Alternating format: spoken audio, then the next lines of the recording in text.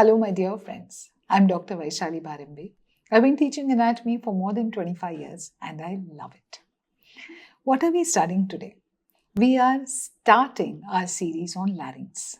So this series will be larynx 1, 2, 3, 4, 5. Yes, there's a lot to learn in larynx, but hopefully you will enjoy the process of learning. Let's begin. So why this image? As usual, you see that Madam always brings animals on screen. Yes, but what are they doing? This lovely dog is breathing in excitement. And what is the man doing? He's talking to the dog. And both these activities involve the organ for today, larynx. Okay? So, let's ask ourselves some questions first before we start on the journey in larynx. Question 1. What is larynx? Where is larynx? Extent, over which cervical vertebrae does it extend? And what does it communicate with? All relevant questions. So, what is larynx?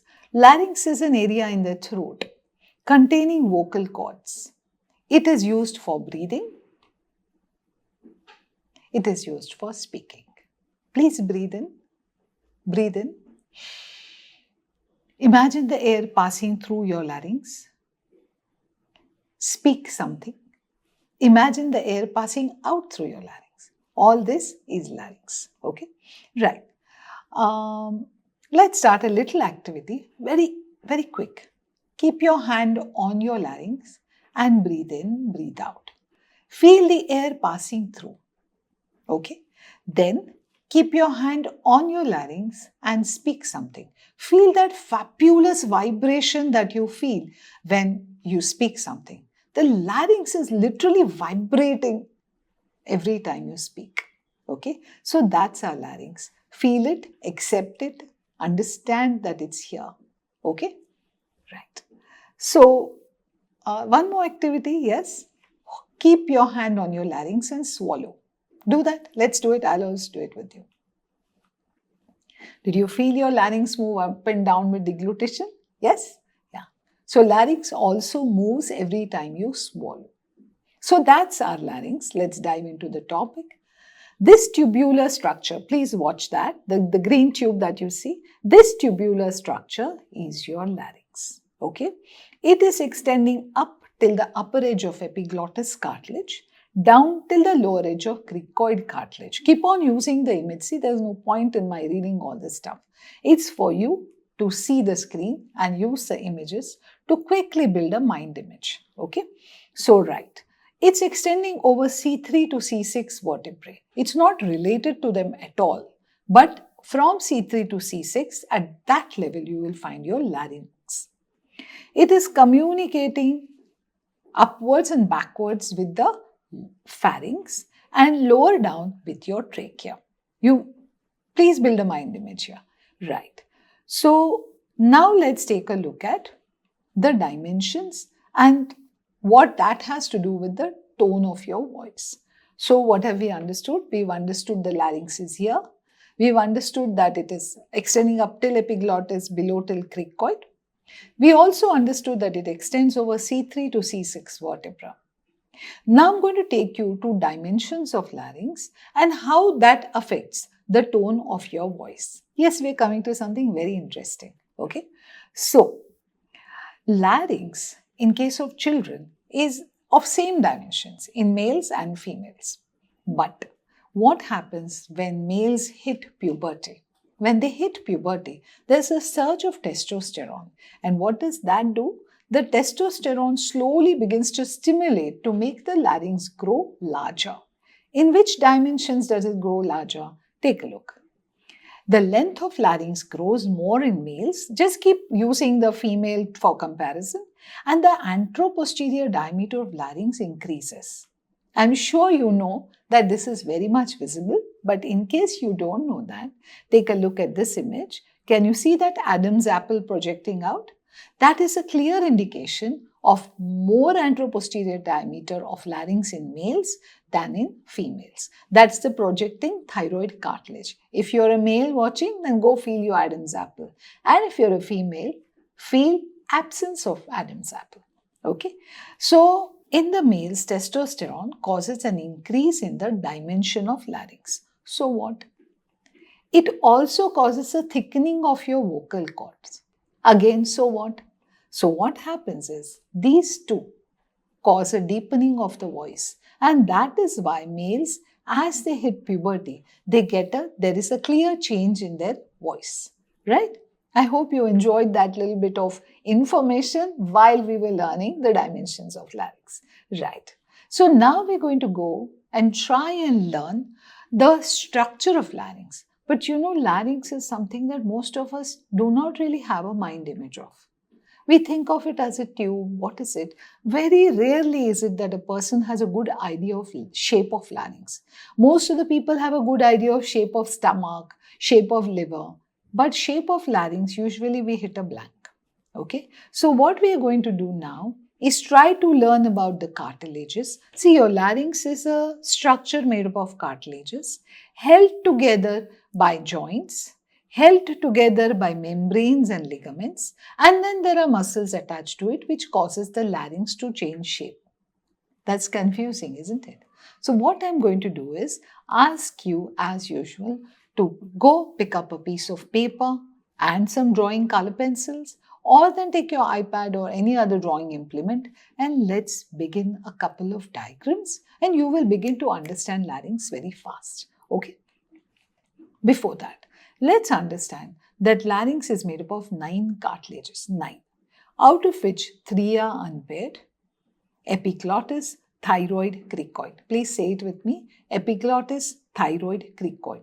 What are they? Unpaired. That means you have only one epiglottis, one thyroid cartilage, one cricoid cartilage. And then there are 3 paired. What are the paired? Arytenoid, corniculate, and cuneiform. Arytenoid, corniculate, and cuneiform. Okay, so that means you have 2 arytenoid cartilages, you have 2 corniculate cartilages, you have 2 cuneiform cartilages. Clear? So these are 6 and these are 3, a total of 9. Okay. Note that all these cartilages are hyaline cartilages except epiglottis, corniculate, cuneiform, and part of arytenoid, which are elastic in nature.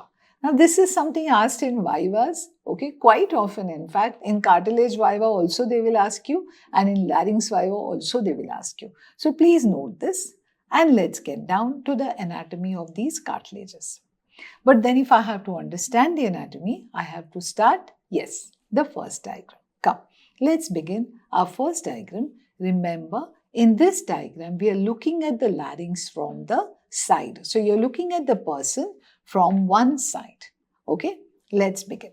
Let us understand the anatomy of cartilages of larynx by drawing a series of diagrams.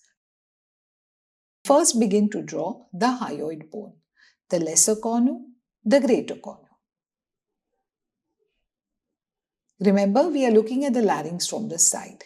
Now we are drawing the thyroid cartilage, its upper horn, upper border, lower border. You can see how lower border is quite straight and the upper border is quite convex. This is the upper and the lower horn of thyroid cartilage. Below that, the cricoid cartilage. Below that, the tracheal rings.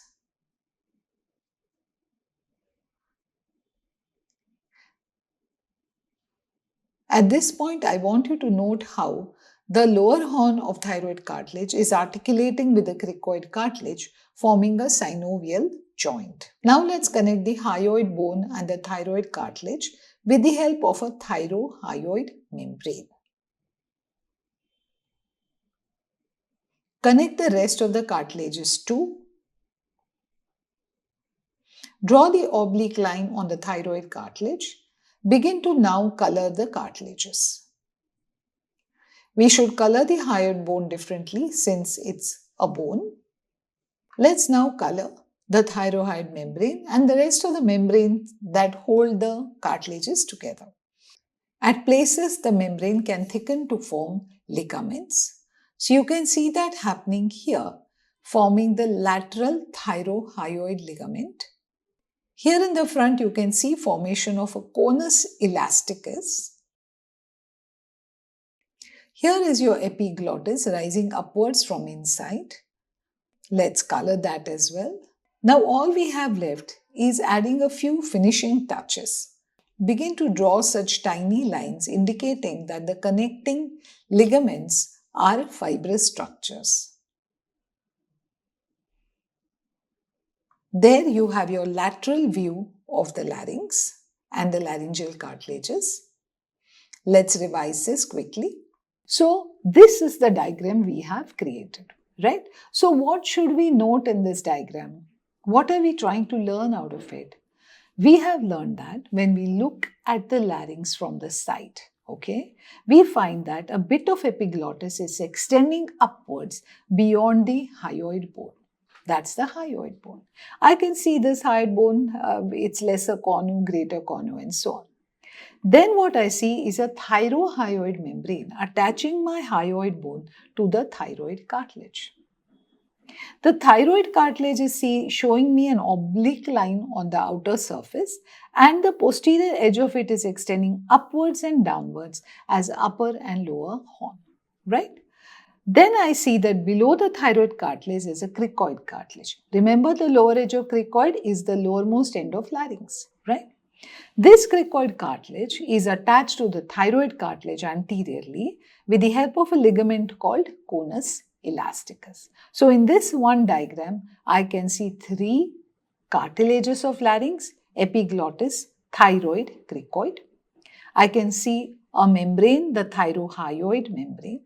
I can see a ligament, conus elasticus, and if you come to the membrane, you can see that it is laterally thickened to form a ligament called lateral thyrohyoid ligament. Quite a lot we have learned by just drawing one diagram.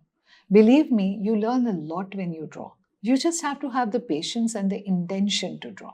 Okay, right. So this is something we have learned. Let's take an anterior view now. This time we're going to draw as we are looking at larynx from anteriorly. Okay, come, have patience. Let's start our second diagram. So if you're liking my lectures, do like and subscribe to my channel. Let us begin by drawing again the hyoid bone. The lesser cornu, the greater cornu. Remember, we are looking at the hyoid bone from anteriorly now. Below that, you will draw the thyroid cartilage. Remember to draw the upper border rising upwards in a convex manner. This is the upper horn, lamina of thyroid cartilage, lower horn, and the straight lower border of thyroid cartilage. Here is your cricoid cartilage, and you can again see the joint formed between the lower horn of thyroid cartilage and the cricoid cartilage. Below that, we will now quickly draw a few tracheal rings. Draw membranes connecting all the cartilages to each other. Here is your epiglottis. You must imagine it behind the hyoid bone, behind the thyroid cartilage. Let's now color the cartilages. Thyroid cartilage, cricoid cartilage, and the tracheal rings. There. Let's now color the hyoid bone. Since it's a bone, again we color it differently. Let's color the membranes attaching the cartilages to each other. In the thyroid membrane, in the middle, you have another thickening called as a median thyrohyoid ligament. Laterally thickened to form lateral thyrohyoid ligament. Below the thyroid cartilage, between thyroid cartilage and cricoid, you have the conus elasticus. This is the oblique line of thyroid cartilage. Let's draw these fine lines again to just give that look to the diagram. You can see that I have drawn a tiny little foramen here, indicating that a nerve and a blood vessel are piercing the thyroid membrane to enter into the larynx. There you have your diagram of laryngeal cartilages, this time anterior view. Let's now label this. So this is the diagram we have drawn. If it's becoming too much for you, take a pause, have some coffee. Okay, let's begin. So this is what we have drawn. As usual, what did we learn? Epiglottis peeps up from behind the hyoid bone. This is the hyoid bone with its greater and lesser cornu. This, yes, now you should know this is the thyrohyoid membrane. In the thyroid membrane, I can see two ligaments. One in the midline, median thyrohyoid ligament. One laterally, lateral thyroid ligament. So I've learnt about two ligaments. I've learnt about a membrane which connects my hyoid bone to the thyroid cartilage. But surprisingly, I can see a hole here. Can you see the hole there? Yes, a little gap or little hole in the thyroid membrane through which superior laryngeal vessels will enter inside to supply the larynx. Okay, so we are slowly building up more and more knowledge. One membrane, two ligaments, one epiglottis, and then the thyroid cartilage. This time we already know what we want to see. We know thyroid cartilage will show me an oblique line. We know it's going to show me a greater upper horn and a lower horn. This time I am observing that the lower horn is articulating here with the cricoid cartilage. There is formation of a joint articulating with the cricoid cartilage. In the midline now, which is this ligament? It's the conus elasticus. We've learnt about it. We learned something in this diagram. In this diagram, we can see three unpaired cartilages again. Which three unpaired? Epiglottis, thyroid, cricoid. In the earlier diagram also, we saw three unpaired. Epiglottis, thyroid, cricoid. Then where are the paired cartilages? Good question. We'll see them in the next diagram. So this is what we have learned from an anteroposterior view of larynx. There is also attaching the cricoid to the first tracheal ring, the cricotracheal membrane. Now I'm going to take a pause and ask you, how is the larynx attached to the hyoid bone? How is the larynx attached to the trachea? Larynx is attached to the hyoid bone with the help of thyrohyoid membrane and median and lateral thyrohyoid ligaments. Correct? We can see that. How is the larynx attached to first tracheal ring? It's attached by cricotracheal membrane. Cricotracheal membrane. Yes? So this is how every diagram is giving us more and more information. Let's start our last diagram for the day. We are going to be looking at larynx from posteriorly. Okay? So you're going to start this diagram imagining that you are standing behind and you're drawing the larynx as it would appear from posteriorly. Yes? Come, let's start the last diagram. So remember, in this diagram, we will be looking at the larynx from posteriorly. This is your beautiful epiglottis shaped like a leaf, showing a tubercle in the middle. In front of it, we are seeing now the hyoid bone with the lesser and greater conua. This is the thyroid cartilage, its convex upper border, the upper horn, the lower horn. Now I'm going to draw the cricoid cartilage, which forms a lamina posteriorly. Okay? And then after that, you can see on the lamina such quadrangular area for attachment of muscles.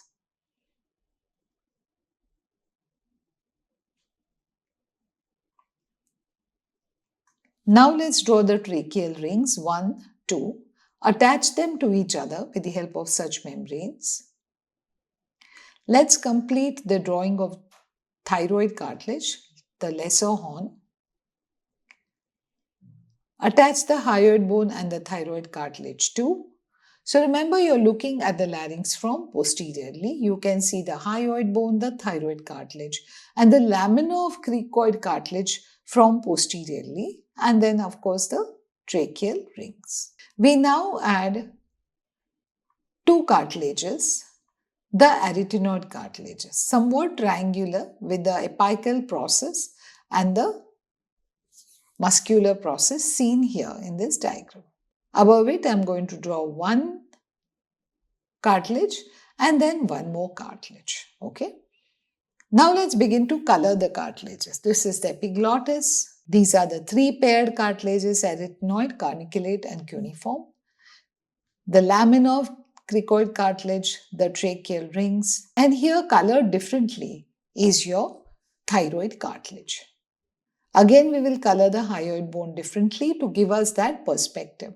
The look we are giving is those which are clearly visualized from posteriorly are colored differently, and the thyroid cartilage which is situated more anteriorly is colored differently. Let's now color the membranes, the thyrohyoid membrane and the rest of the membrane connecting the cartilages to each other. As usual, we'll draw these lines to give it that little natural perspective. And again, a foramen for passage of the superior laryngeal vessels and internal laryngeal nerve. And there you have the diagram of your larynx posterior view. So this is the diagram you have drawn. Again, what should you note in this diagram? See, every diagram is drawn not because I enjoy drawing or you enjoy drawing. It's done because we want to learn something from it, right? So what did you learn? You learned that when you view posteriorly, you are able to see the entire epiglottis. Isn't that something noteworthy? Till now, we saw only bits of epiglottis. Now you are seeing the entire epiglottis. You can see it's showing a little tubercle. It's like a little leaf and there is a tubercle here. What else do you see? You see a pair of cuneiform cartilages, corniculate cartilages, arytenoid cartilages. I think it's time we applaud a little. Yes, finally we see the paired cartilages of larynx. What are they called? Cuneiform, corniculate, arytenoid. Two cuneiforms, two corniculate, two arytenoid cartilages, all viewed when you view the larynx from posteriorly. So what else is this diagram showing us? Here I can see that the cricoid lamina seems to have become quite wide. Remember, in the earlier two diagrams, our cricoid was quite narrow. But as it comes posteriorly, it seems to have become quite wide. And now it's called as the lamina of cricoid cartilage. You can clearly see how the two arytenoid cartilages are literally sitting on it. Okay. So we have finally seen the three paired cartilages. What else are you seeing? You can see the beautiful thyroid cartilage as viewed from posteriorly. You can see a bit of hyoid bone and of course the membranes which you already know. So that's what you learn when you draw. So how does drawing help? What did you learn? You learned the names of all cartilages. In fact, you have a mind picture of them. Their relative position to each other. You know epiglottis is upwards, obliquely placed. You know there's a thyroid cartilage below it and then the cricoid below it. You learnt that the cartilages, corniculate, cuneiform and arytenoid are posteriorly placed. You learnt about ligaments attaching them to each other. You learnt about thyrohyoid membrane and ligament. You learnt about the conus elasticus. Okay. Which membrane? Yes, thyrohyoid, cricotracheal attaching cricoid to the first tracheal ring. You learnt about medial and lateral thyroid ligaments, conus elasticus. So, diagrams teach you all these things in a very simple and fun way. You could have just read all this, but you wouldn't have the knowledge you have now because you have drawn 3 entire diagrams. Not only does that help you now, but it also helps you in the exams because now you know how to draw these 3 diagrams. Please use them well, revise them, and then we will begin our next class, which will be Larynx 2. What are we going to learn in Larynx 2? We will be just learning details of each of these.